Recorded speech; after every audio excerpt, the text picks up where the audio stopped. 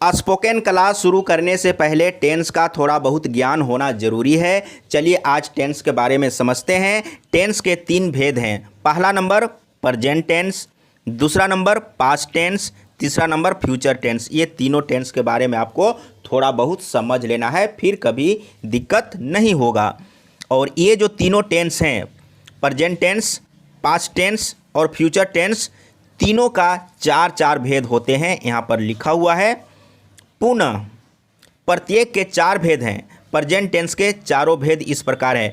तो तीनों का 4 भेद होते हैं और प्रेजेंट टेंस का यहाँ पर चारों भेद लिखा हुआ है, इसको आपको समझना है।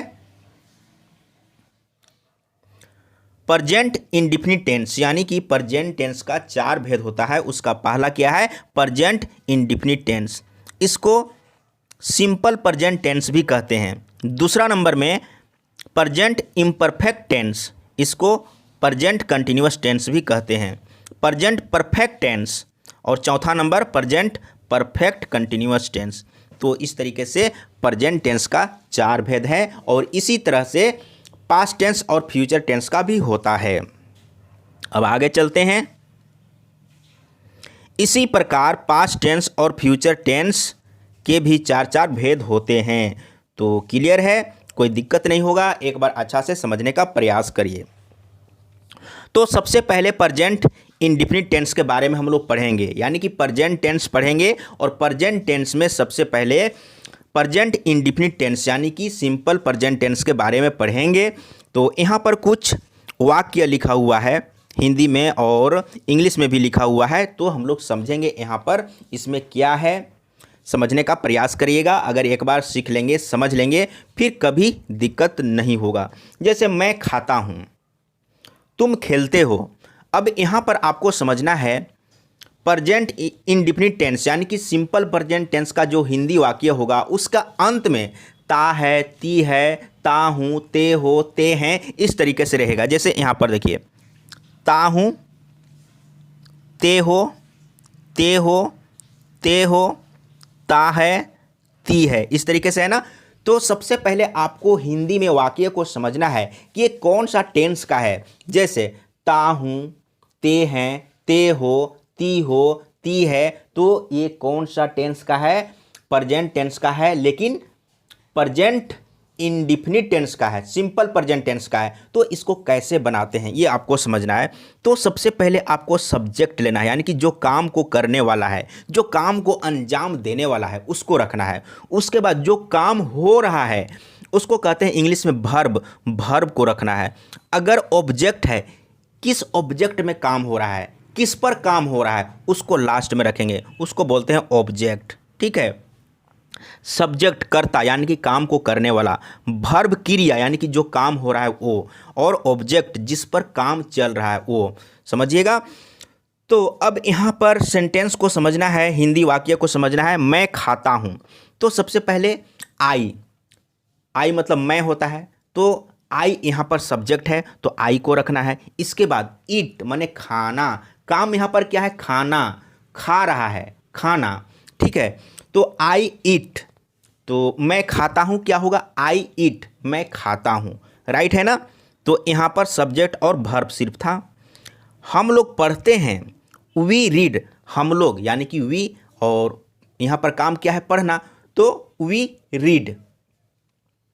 क्लियर है? सब्जेक्ट और वर्ब। तुम खेलते हो, यू प्ले। क्लियर है? इसके बाद तुम लोग खेलते हो, यू प्ले। वह पढ़ता है, ही रीड्स। अब यहाँ पर समझिए, ही रीड्स, जैसे यहाँ पर समझिएगा, यहाँ पर रीड है, लेकिन यहाँ पर रीड्स क्यों हो गया? अब यहाँ पर समझना है। अगर थर्ड पर्सन सिंगुलर नंबर रहेगा तो उसका वर्ब के साथ एस या ईएस लगाते हैं। तो सबसे पहले आपको समझना है थर्ड पर्सन कौन कौन होता है। ही, सी और किसी व्यक्ति का नाम क्या होता है? Third person. अगर एक वचन है, सिंगुलर नंबर है, तो उसके वर्ब में एस या ईएस लगेगा। अब एस कहाँ लगेगा और ईएस कहाँ लगेगा, ये आपको समझना है। ठीक है। जैसे गो, गो में लास्ट में ओ है ना, ये क्या है? वोवेल है। अगर किसी वर्ब के लास्ट में वोवेल है तो उसके साथ ईएस जोड़ेंगे।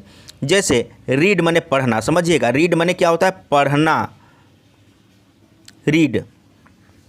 लेकिन लास्ट में क्या है, कॉन्सोनेंट है, तो यहाँ पर एस जोड़ेंगे। अगर लास्ट में वोवेल रहेगा तो ईएस जोड़ेंगे। क्लियर हो चुका है ना। तो यहाँ पर वही चीज़ है, वह पढ़ता है, वह क्या है, थर्ड पर्सन, एक वचन, तो उसका वर्ब के साथ यहाँ पर एस लगा हुआ है, ठीक है ना। अब वहाँ पर समझिए, वह पढ़ती है, सी रीड्स, तो सी क्या है, थर्ड पर्सन, एक वचन है, तो उसका वर्ब के साथ एस लगा हुआ है। क्लियर है ना। इसी तरीके से समझते जाना है, फिर कभी कोई दिक्कत नहीं होगा। अब फटाफट बनाते चलिए। मोहन पढ़ता है, Mohan third person singular number, Mohan reads. Clear है ना, मोहन रीड्स। वे लोग जाते हैं, दे गो।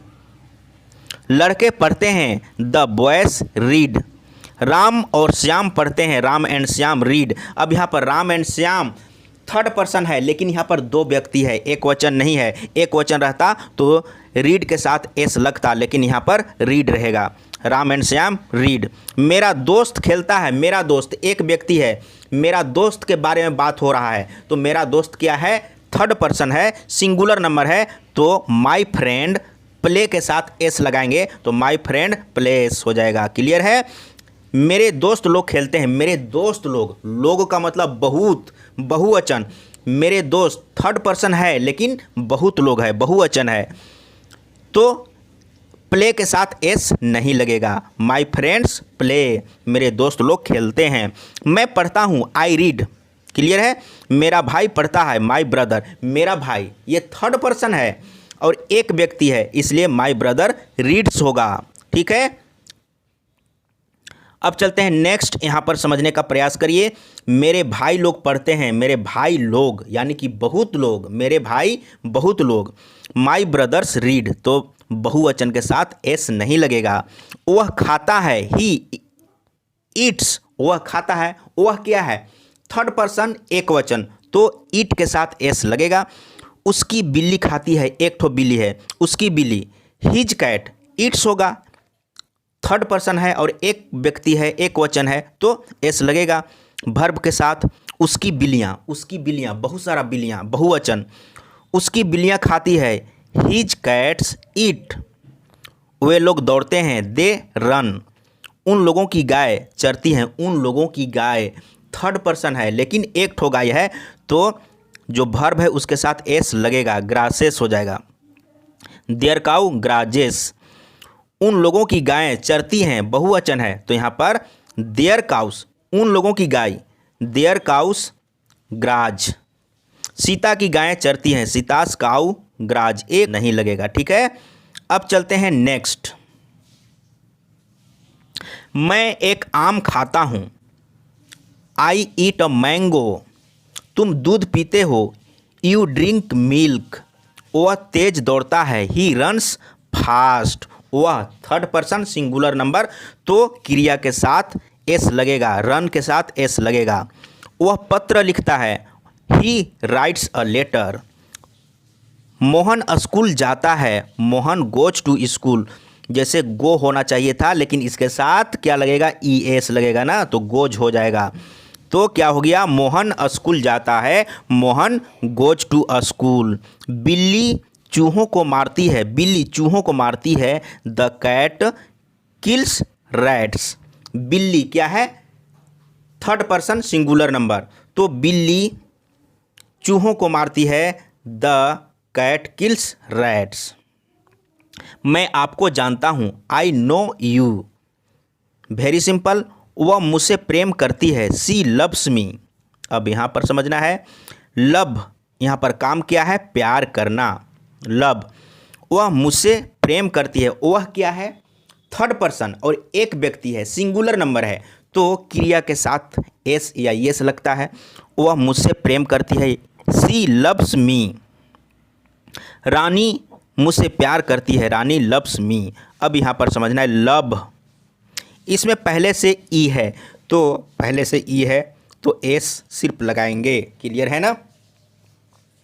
वह मुझसे प्रेम करती है, सी लव्स मी, रानी मुझसे प्यार करती है, रानी लव्स मी। क्लियर हो चुका होगा। अगर कहीं पर थोड़ा भी डाउट हो तो ज़रूर बताइएगा।